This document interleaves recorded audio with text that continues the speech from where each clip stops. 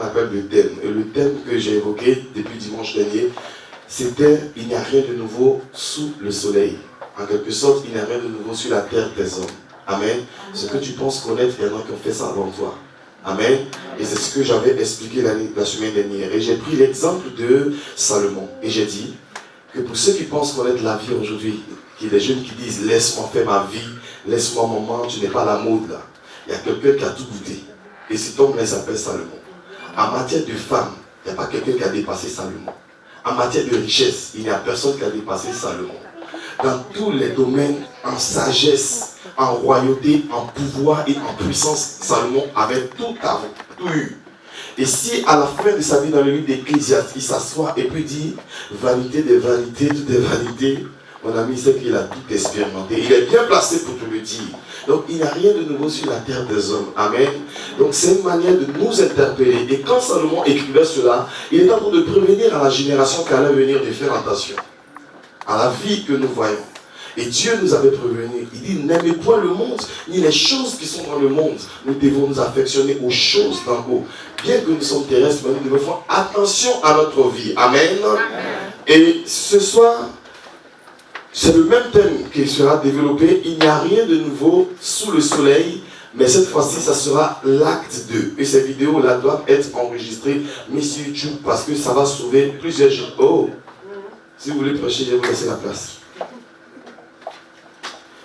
Et donc, il n'y a rien de nouveau sous le soleil. Nous allons prendre des passages bibliques. On va lire d'abord. Premier passage que nous allons prendre, c'est Ecclésiaste 11, verset 9 à 10. Ecclésiaste 11, verset 9 à 10.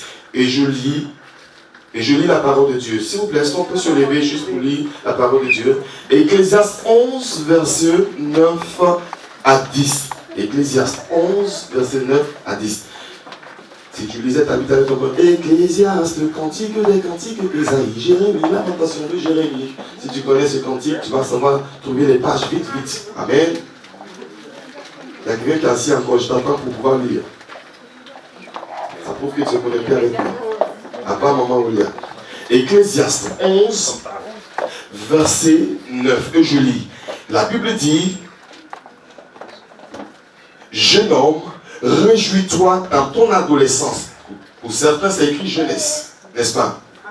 Donc, il dit, réjouis-toi dans ton adolescence. Livre ton cœur à la joie durant ta jeunesse. Marche en suivant les voies de ton cœur et les regards de tes yeux. Cependant, sache que pour tout cela, Dieu t'appellera en jugement. Chasse le chagrin de ton cœur et éloigne le mal de ton corps, car l'adolescence et la jeunesse partent en fumée. Amen. Je vais prendre même chapitre 12 aussi, que nous allons lire, verset 1. Il dit, souviens-toi de ton Créateur durant ta jeunesse, avant l'arrivée des jours mauvais, avant d'atteindre les années où tu diras, je n'y prends aucun plaisir. C'est le moment où le soleil et la lumière, la lune et les étoiles s'obscurcissent et où les nuages reviennent juste après la pluie. C'est l'époque où les gardiens de la maison tremblent, où les hommes forts se courbent, où celles qui broient interrompent les tâches parce qu'elles sont trop peu nombreuses, où ceux qui regardent par les fenêtres s'obscurcissent. C'est l'époque où les deux battants de la porte se ferment sur la rue tandis que le bruit de la meule diminue, où l'on se lève au chant des oiseaux, où toutes les chanteuses s'affaiblissent. C'est l'époque où l'on redoute ce qui est haut, où l'on a des terreurs en chemin, où l'amandier fleurit, où la sauterelle devient lourde, la sauterelle devient lourde, et où la capre n'a plus d'effet, car l'homme s'en va vers son habitation éternelle et les pleureurs parcourent les rues. Je m'arrête là. Deuxième passage que nous allons prendre, c'est Nombre 15, troisième passage, Nombre 15, verset 39.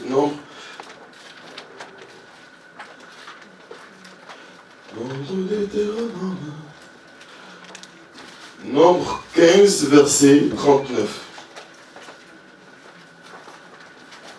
Et je lis.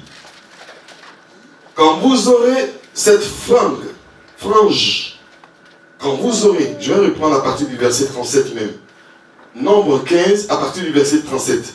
L'Éternel dit à Moïse, parle aux Israélites, dis-leur de se faire un fil, au fil des générations, une frange au bord de leurs vêtements et de mettre un cordon bleu sur cette frange qui borde leurs vêtements. Verset 39.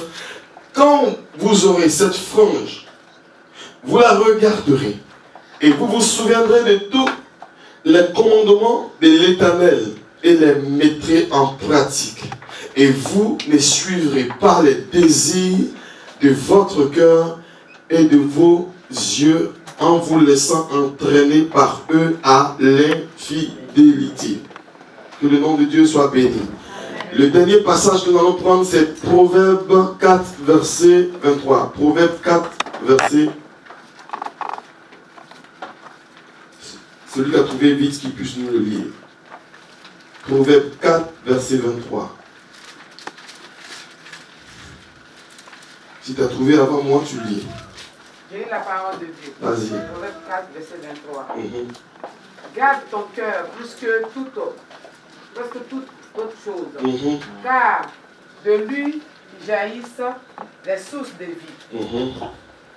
Écarte de ta bouche la fausseté, éloigne de tes lèvres les détours.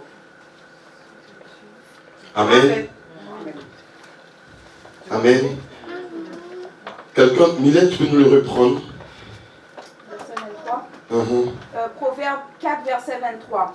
Par-dessus tout, veille soigneusement sur ton cœur, car il est là à la source de tout ce qui fait ta vie. Garde-toi de prononcer des paroles mauvaises, rejette les propos méchants.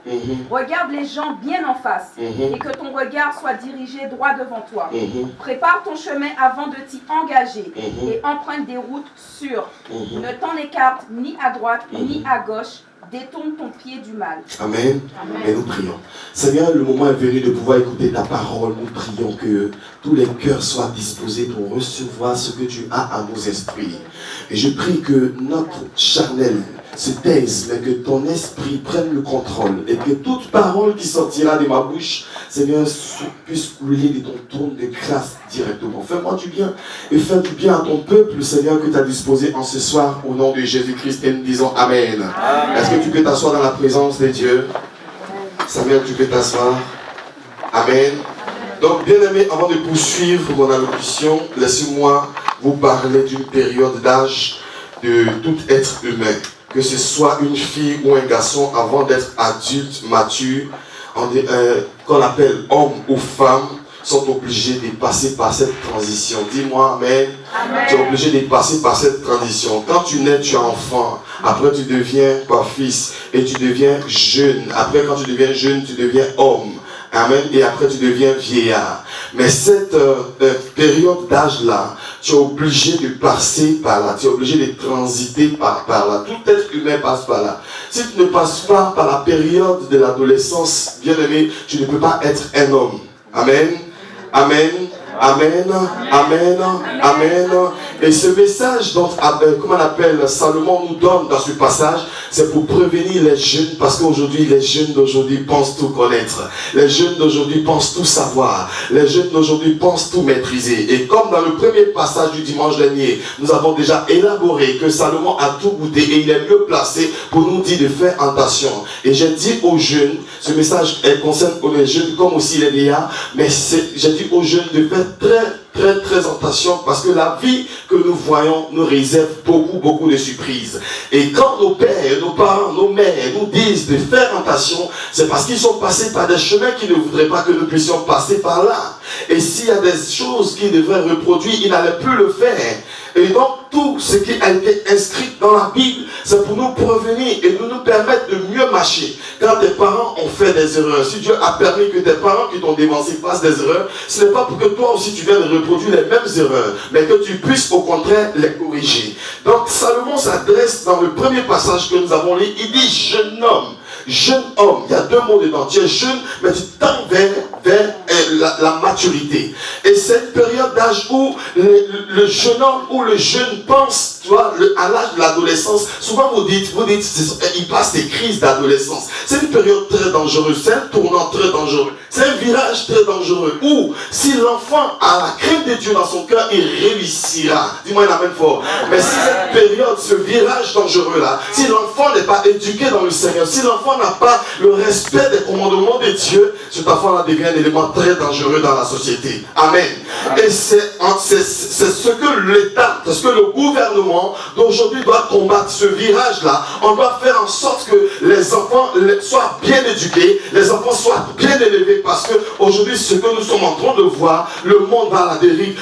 L'État a fui ses responsabilités, les parents ont fui leurs responsabilités, et nous voyons dans des familles des enfants qui se permettent de gifler les mères, des enfants qui se permettent de gifler les parents, des enfants qui se permettent d'insulter les parents, de même fou, de déshonorer les parents. Tout simplement parce que l'homme a abandonné ses responsabilités, la famille a abandonné ses responsabilités, et l'État aussi a abandonné ses responsabilités. Et les jeunes sont livrés à eux-mêmes. Donc nous, en tant que pasteurs, en tant qu'Église du Seigneur, en tant qu'hommes de Dieu, nous devons interpeller les jeunes que ce virage est très dangereux. Parce que c'est une période où lorsque l'enfant grandit, il pense qu'il connaît la vie, il veut sa liberté. C'est la période où il a l'impression que maintenant, sa maman doit le laisser tranquille. Il veut sa liberté, il veut sa chambre seule. Et il veut même que lorsque sa maman rentre dans sa chambre, qu'elle puisse taper à sa porte d'abord avant de rentrer. Toi qui es né hier, dès que tu rentres dans l'adolescence, maintenant, quand tu te laves, même que ta mère ouvre la porte, c'est là que tu te dis, mais maman, mais je suis en train de me laver, parce que là tu penses que tu as grandi et tu te caches et tu autorises, tu demandes même à ta mère et à ton père même de frapper ta porte avant de rentrer. Dis-moi à ton frère, il faut que tu changes. Oh, tu lui dis bien, il faut que tu changes. Amen. Amen. Et tu penses connaître la vie, tu penses que tu es mature, tu penses que tu connais, tu penses que tu maîtrises la vie, tu penses, et c'est un virage dangereux. Et Salomon te dit, jeune homme, réjouis-toi, parce que c'est la période d'âge, c'est le virage d'âge où quand le jeune homme arrive, quand le jeune arrive là, il pense qu'il est libre de faire tout ce qu'il veut, où il sort, on n'a pas besoin de lui dire, mais à quelle heure il doit rentrer. Il veut cette liberté. C'est une période où l'enfant, il veut sa liberté. Quand il sort, quand il revient, il n'a pas de compte à rendre à quelqu'un. Il ne veut même pas qu'on puisse lui demander où il a été. Vous remarquez ça dans votre société? Mon fils, à 9 ans, me dit, papa, j'aimerais que quand je sors, tu me laisses sortir. Et quand je rentre, tu n'as pas aussi à me dire où tu es parti. J'ai dit, mais quand tu auras un accident là, on te dira monsieur, ou on dira qui est ton père, où sont tes parents. Quand tu vas avoir des problèmes dans la rue, c'est toi qui vas prendre les responsabilités, où on dira tes parents sont où. Donc, tant que tu es sous mon toit, je ne peux pas te permettre de faire ce que tu as envie de faire, de sortir, d'aller où tu veux, sans que je ne puisse t'interpeller. Donc c'est mon droit en tant que père de t'interpeller. Et Salomon dit, jeune homme, réjouis-toi. Parce que c'est la période où le jeune homme est comment on l'appelle, heureux. Il veut la vie, il est fraîche, il veut vivre, il veut sa liberté de sortir, sa liberté de sa maison, de sa chambre, de faire ce qu'il veut. Et même tellement qu'il revendique la liberté qu'il veut envoyer même sa copine à la maison et que ses parents ne disent rien. C'est ma copine. À cette période-là, tu n'es même pas encore responsable, tu n'as même pas de maison, tu es chez tes parents et tu veux envoyer une femme devant tes parents pendant que ton père est à la maison assis, tu veux amener une copine. Et c'est qu'en France on peut voir ce genre de choses. Dis-moi un amen fort. Amen. Dis-moi un amen fort. Amen. Et il faut que ça change. Touche la voisine, dis-lui, il faut que ça change. Et aujourd'hui, les parents ont déserté, les femmes ont déserté, les hommes ont déserté. Tellement on est fatigué par le dorsi de la France que quand l'enfant arrive, tu dis, oh, prends ton chéri, prends ta copine, allez-y dans votre chambre, amusez-vous bien. Hein. Au Canada, le jeune homme il vient, il s'amuse avec ta fille et puis tu lui demandes, tu as bien passé la nuit. Hein. Ça dérange. Les pays développés. Amen. Amen. Pays développés. Maman, c'est ma petite amie. Papa, c'est mon petit ami. Moi, à mon âge, quand j'étais dans cet âge-là, quand je marchais même avec une fille, quand j'ai rencontré mon père, il m'a rien demandé, mais j'ai dit, papa, c'est pas ma copine. Pourquoi? Parce que je sais que ce que mon père va me montrer là, quand je serai sorti de là, je ne vais plus jamais recommencer cela. Amen. C'est un virage dangereux.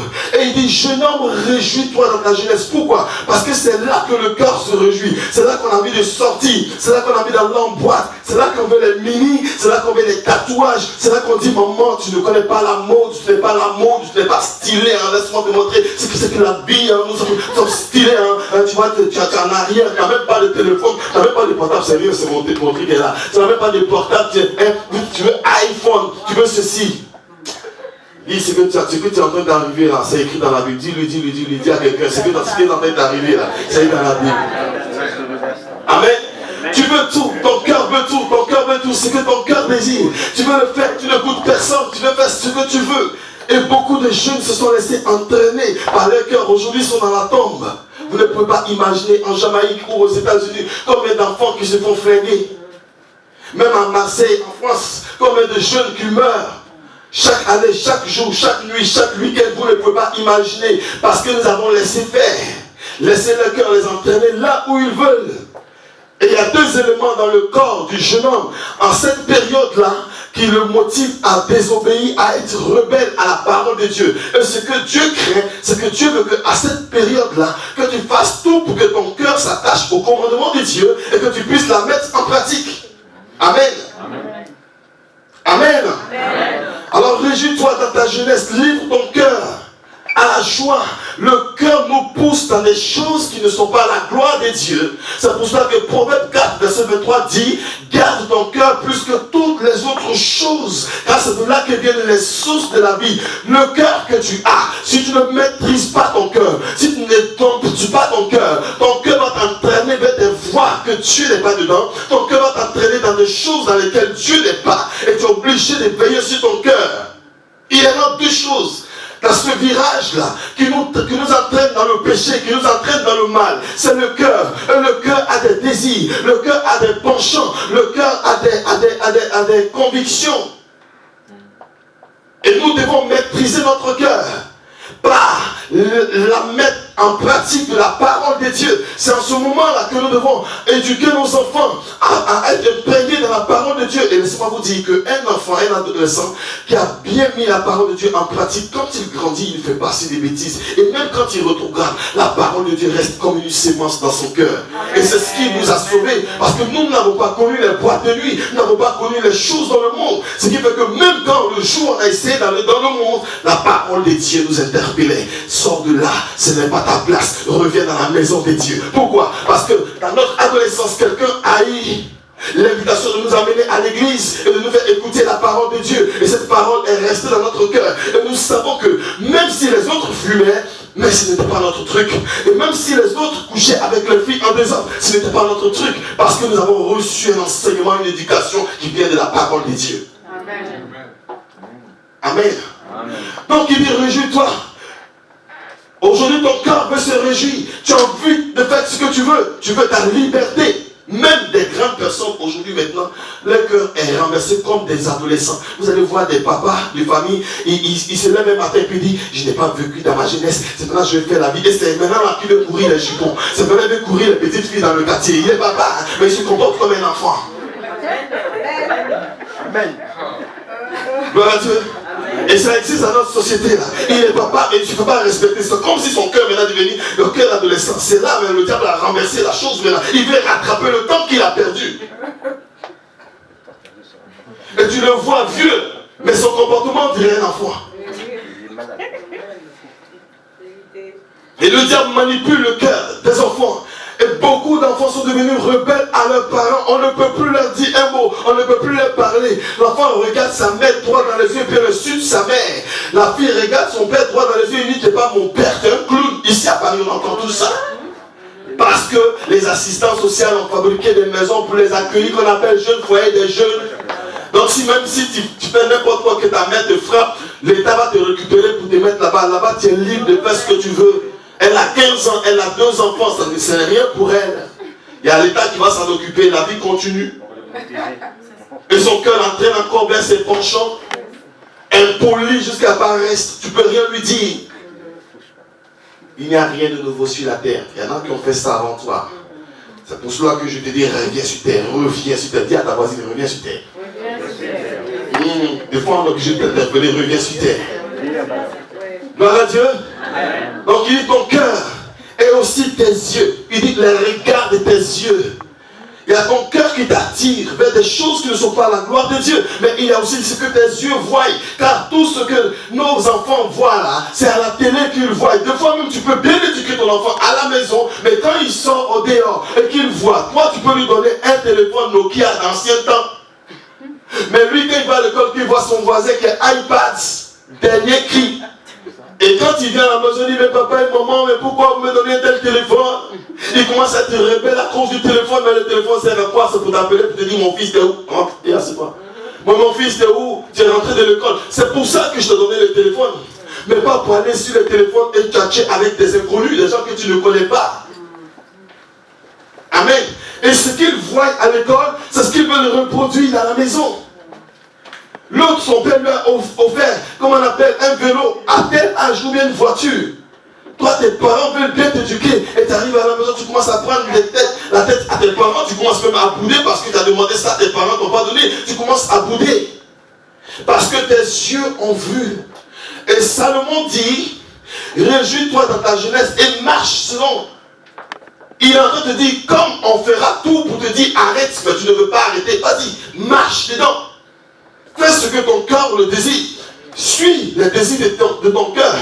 Et aussi marche sur les regards de tes yeux. Parce que tout ce que tes yeux voient là, tu veux essayer aussi. Tu as regardé à la télé un chanteur qui a fait ses cheveux comme ça. Donc quand tu vas chez le coiffeur, tu dis coiffeur, moi aussi je fais ma tête comme ça. Parce que tes yeux ont vu. Tu arrives, tu as vu le gars, il a porté son jean là, ramassé derrière parce que c'est tout ce que ce mouvement là qui suit. À un moment c'était les criss-cross qui portent jean, maintenant il ramasse ça derrière. Donc tu vois le jean, lui aussi il est là maintenant. Il y en a, ils n'ont même pas joli fesses, mais ils portent pantalon et puis ils descendent le jean là, juste en bas au milieu des fesses, tu les vois dans la rue. Tu ne sais pas à quoi ils ressemblent. Il y en a aussi qui n'ont pas joli corps, je m'en dis tatouage, maintenant il faut qu'on voit tatouage. Tu n'as pas joli dos, tu n'es pas tout le même plaquage, comment on appelle tatouage ici, et ton ventre est devant comme ça. Tu n'es même pas joli corps, mais tu veux qu'on regarde. Pourquoi? Parce que tu as vu quelqu'un d'autre fait ça aussi. Parce que c'est ce que tes yeux voient. Et tu veux reproduire les mêmes choses. Mais est-ce que tout ce que tes yeux voient sont intéressants et bien pour ta vie? Parce que l'autre a fait tatouage, il faut que moi aussi je fasse un tatouage. C'est la mode. Il faut que je sois un homme. Dimanche dernier, j'ai dit, ils te disent non. Il faut que tu puisses sortir avec une fille pour montrer que tu es un homme. Il faut fumer la drogue pour montrer que tu es un homme. Si tu ne fumes pas la drogue, tu n'es pas un homme. Donc, quand tu vois tous tes amis en train de fumer, il faut que toi aussi tu commences à fumer. Tu prends un coup et puis tu fais. Toi-même, tu sais que ce n'est pas compatible à ton corps. Mais tu veux essayer. Et quand tu essaieras une fois, c'est comme ça, eux aussi ont essayé une fois et ne pouvaient plus arrêter.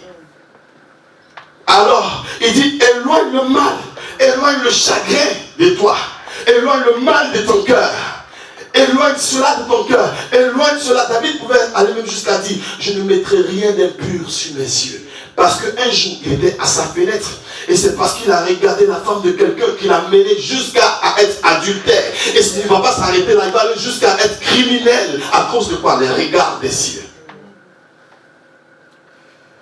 Donc nous devrons faire attention à notre vie jeune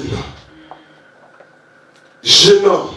Et à la fin de dire, si tu veux faire tout ça, parce que c'est la période d'âge où tu veux ta liberté, on n'a rien à te dire, le pasteur n'a rien à te dire, tes parents n'ont rien à te dire, tu veux faire ce que tu veux, tes parents ils ont parlé jusqu'à ils ne peuvent plus rien faire, maintenant ils disent fais ce que tu veux. Et dimanche dernier je disais, je n'irai jamais faire de l'hypocrisie pour venir devant un enfant qui est impoli, qui meurt, et puis je vais venir pour dire, et ton âme repose en paix. J'ai dit, c'est un bon débarras. Parce que tu les as fait trop souffrir sur cette terre-là. Va tranquille. Là, nous aussi, on va respirer. À chaque fois que tu sortais, ta main est en prière, jusqu'à ce qu'elle entende que tu as ouvert la porte, que tu es rentré. Quand tu rentres, son cœur va, enfin, elle est rentrée. Mais à chaque fois que tu es au dehors, ta mère est en train de prier. Qu'est-ce qu'elle est en train de faire?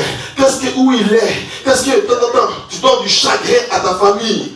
Les pauvres pasteurs prient pour toi. On t'a amené partout chez les marabouts. On dit qu'il était possédé. Il fallait qu'on le délivre. On l'a amené chez Marabout. Marabout a dit que son affaire, c'est Dieu qui peut délivrer ça. Amenez-le à l'église. On t'a amené aussi à l'église. On t'a imposé les mains. Tout. Mais quand tu sors de là, ce que tes yeux voient te ramène encore dans ton passé.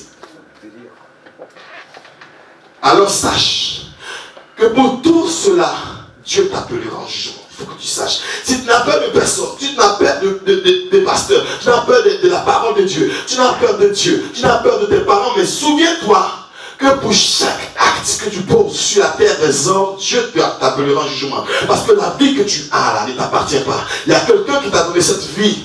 Et chaque acte et action que tu poses, tu rendras compte à l'Éternel. C'est pour ça que chacun de nous doit veiller sur sa vie et chacun de nous doit prendre ses responsabilités de ce que tu dois faire. Si tu es un père de famille, prends tes responsabilités de père de famille pour éduquer bien tes enfants.